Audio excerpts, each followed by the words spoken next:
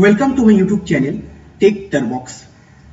আজকের আমরা দেখব বাংলা শিক্ষা পোর্টালে roll number as well as section কি করে চেঞ্জ করব। আমরা নতুন একটা অপশন ইন্ট্রোডিউস করা হয়েছে বাংলা শিক্ষা পোর্টালে। সেখানে আমরা বাচ্চাদের মেরিট ওয়াইজ সাজাতে পারবো গিয়ে। আগে কি হতো যে মেরিট ওয়াইজ আমরা সাজাতে পারতাম না, আমাদেরকে যেভাবে এন্ট্রি করতাম আমরা সেইভাবে আমাদেরকে ফেলে রাখতে হতো। কিন্তু এইবার নতুন একটা অপশন দিয়েছে, সেখানে আমরা গিয়ে বাচ্চাদেরকে মেরিট ওয়াইজ সাজাতে পারবো। তাহলে ডাইরেক্টলি আমরা গুগল ক্রোম ব্রাউজার ওপেন করে নিচ্ছি। ব্রাউজারটা ওপেন করার পরে বাংলা শিক্ষা টাইপ করে নেব।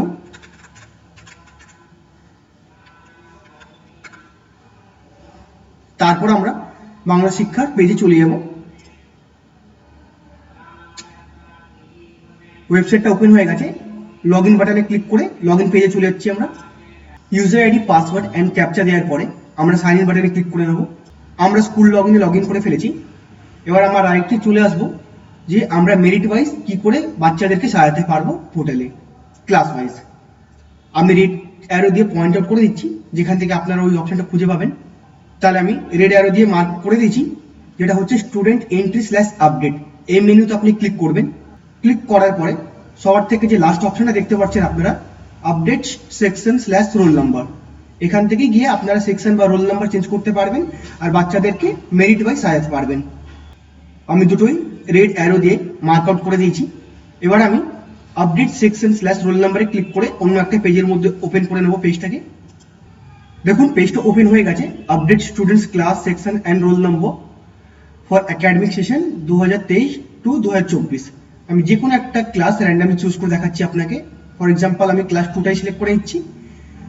ক্লাস 2 এর পাশে দেখুন সাবমিট বাটনটা আছে, সেখানে আপনারা ক্লিক করবেন। তাহলে দেখুন update student section roll number for class 2 এই পেজটা ওপেন হয়ে গেছে। সেখানে serial number, student code, full name, section, roll number. Multiple section যদি থাকে তাহলে মাল্টিপল সেকশন শো করবে। সেকশন এ, বি বা ওর থেকে যদি বেশি থাকে তাহলে সেটাও শো করবে।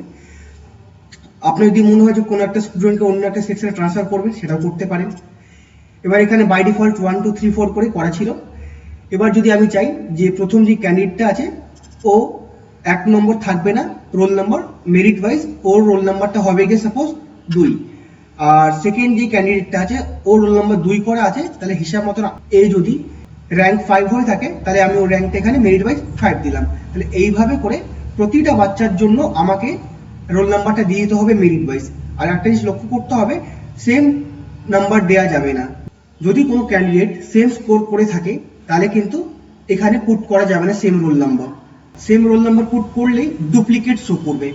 তাহলে যদি কোনো ক্যান্ডিডেট ইকুয়াল স্কোর করে থাকে তাহলে সেই ভিত্তিতে ওর র্যাঙ্কটা সেম হবে, তাহলে সেখানে প্রবলেম হতে পারে, এছাড়া প্রবলেম হবে না। তাহলে এইভাবে করে আপনাকে টোটালটাই সাজিয়ে নিতে হবে গিয়ে মেরিট ওয়াইজ। তারপরে সবার লাস্টে গিয়ে সেভের অপশন আপনি পাবেন, সেখানে গিয়ে সেভ করতে হবে।